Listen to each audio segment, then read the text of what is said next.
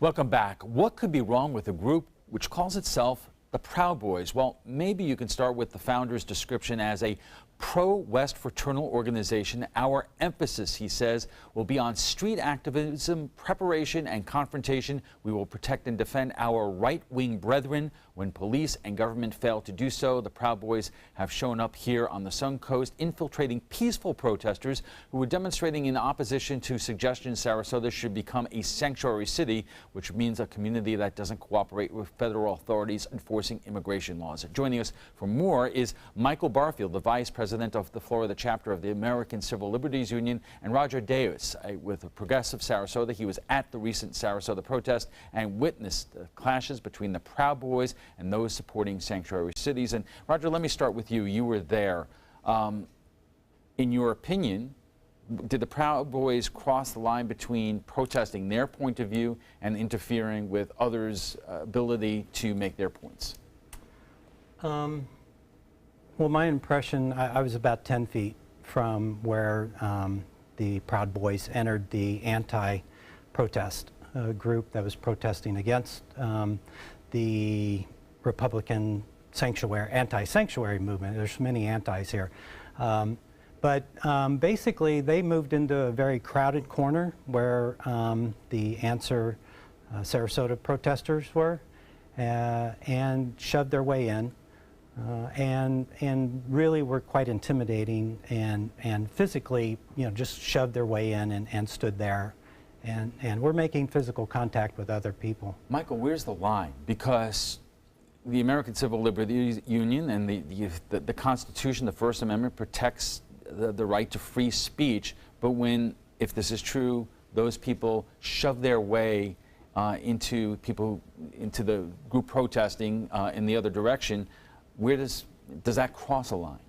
Well, first, let me say we don't endorse their message or their tactics, but we've never taken the position that free speech belongs only to those that agree with us.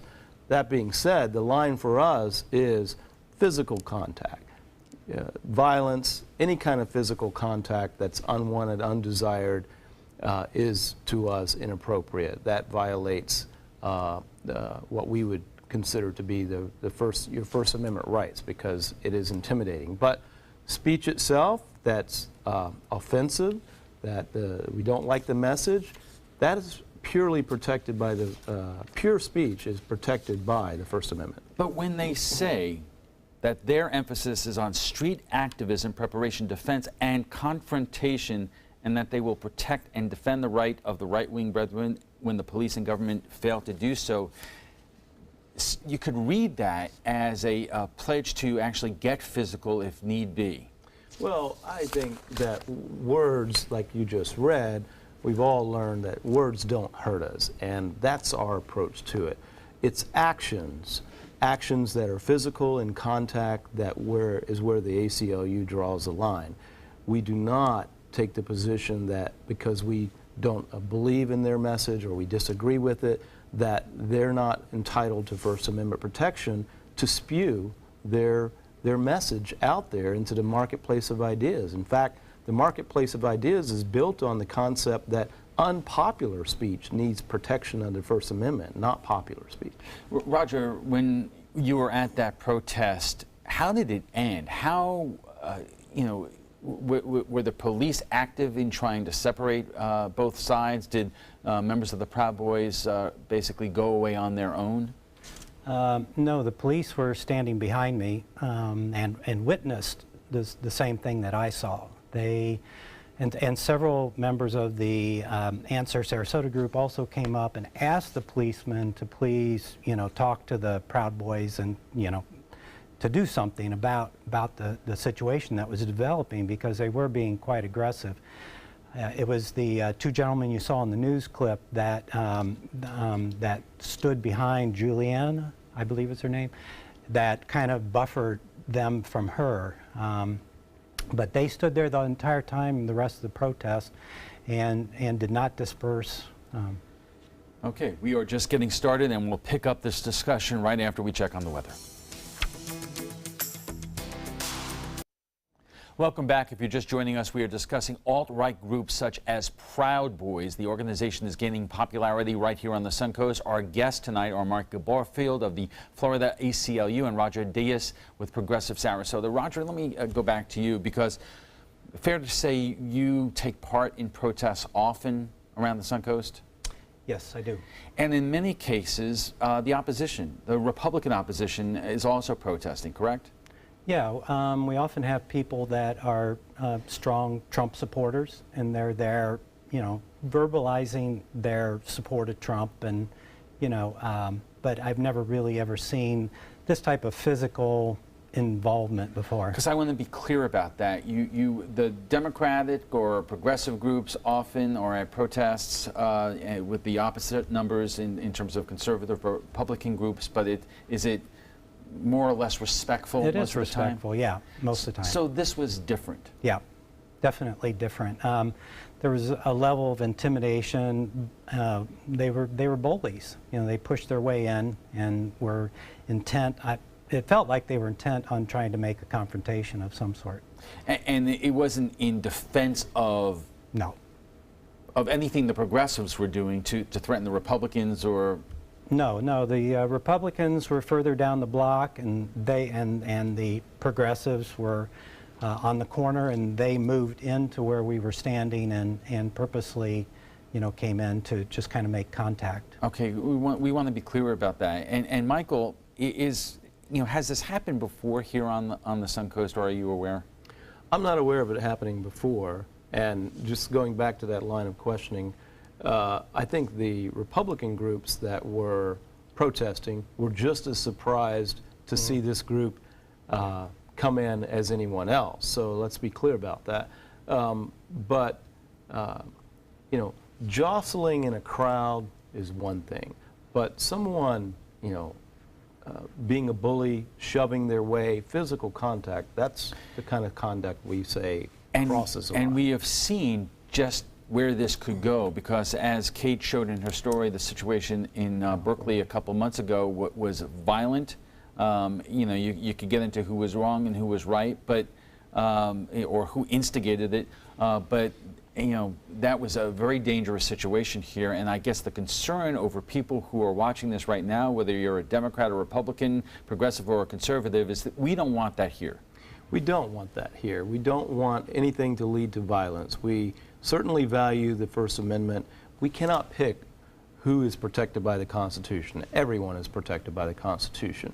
But we don't condone violence, and we did meet with the police chief afterwards and express some concerns that there was not intervention when and if officers witnessed any acts of physical contact. We don't want situations to get out of hand. We also don't want to discourage protesters from coming to protest and expressing their First Amendment rights. And sometimes these events or these movements, if you will, are designed to do just that. Well, what was the response from the police department? Well, they were going to check with lawyers at city attorney's office, and they would, there was a favorable response that officers would be educated about what is allowed, what is not allowed in protests and counter-protests. Frankly, I've been to probably a dozen protests since the election here, and all of them, I wasn't at this one, but all of them have been very, no violence, no confrontations even.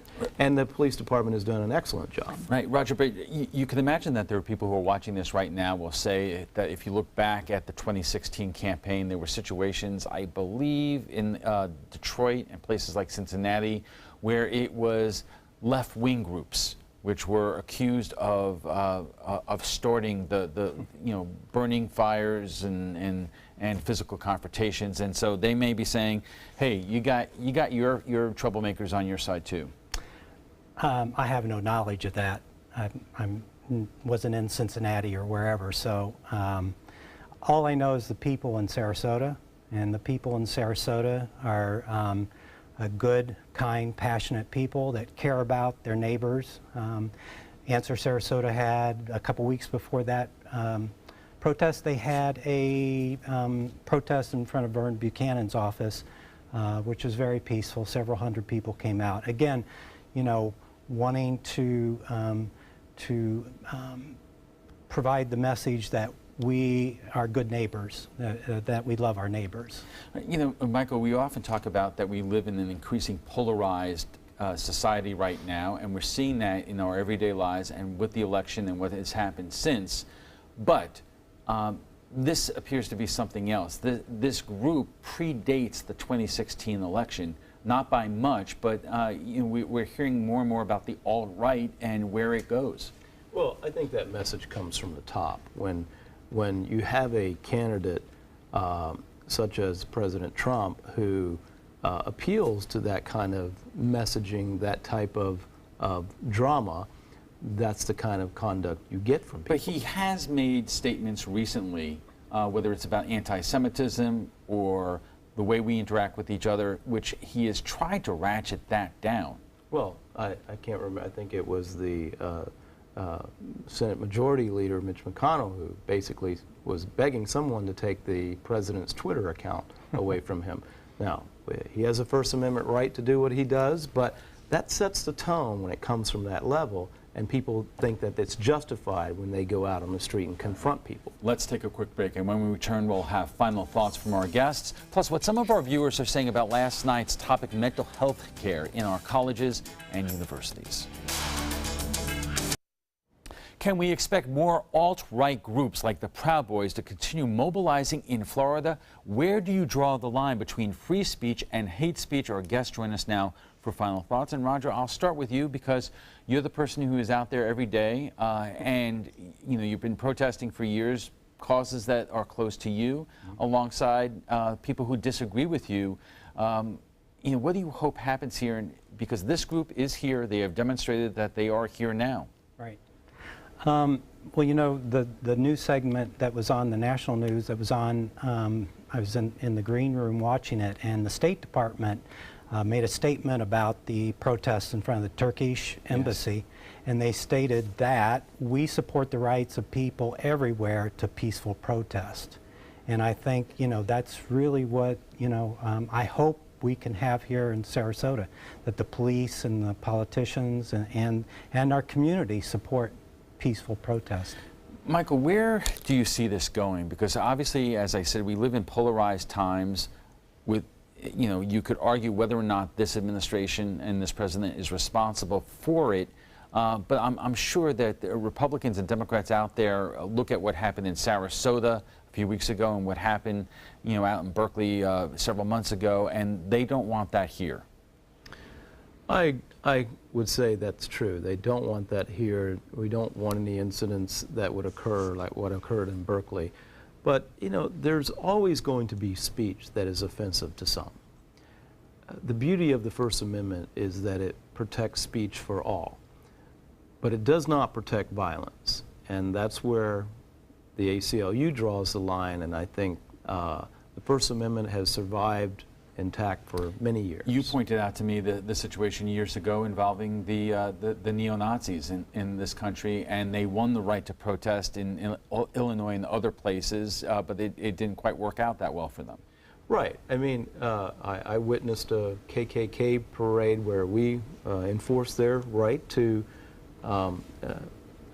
protest in Worth Avenue, and it didn't turn out well for them. In fact, they were jeered by onlookers and made fools of themselves. And I think that the First Amendment allows them to make fools of themselves. Free speech, combating free speech. Gentlemen, thank you very much. Before we go, we want to share with you what some of our viewers are saying about last night's topic, mental health care for college students. In a recent survey, 70% of college administrators named it as their top concern for their students. Florida's University Board of Governors asked lawmakers to expand funding for services in this year's budget. Their request was rejected.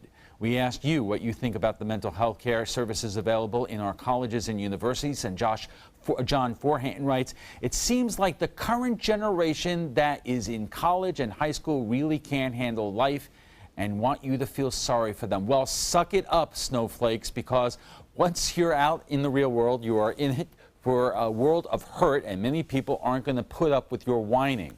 Nice. Danielle Diorio writes, I have struggled since probably about freshman year, not because I was ill prepared, but because mental health is brushed under the rug in some families or not fully understood. Then bam, it's facing you full force and you're not sure how to cope. And Rosemarie Albee writes, how would any one of you feel if your child needed to talk to someone and no one was available, then went home and killed themselves? Some of you are the reason that this world is in the way it is. Where is the empathy and compassion?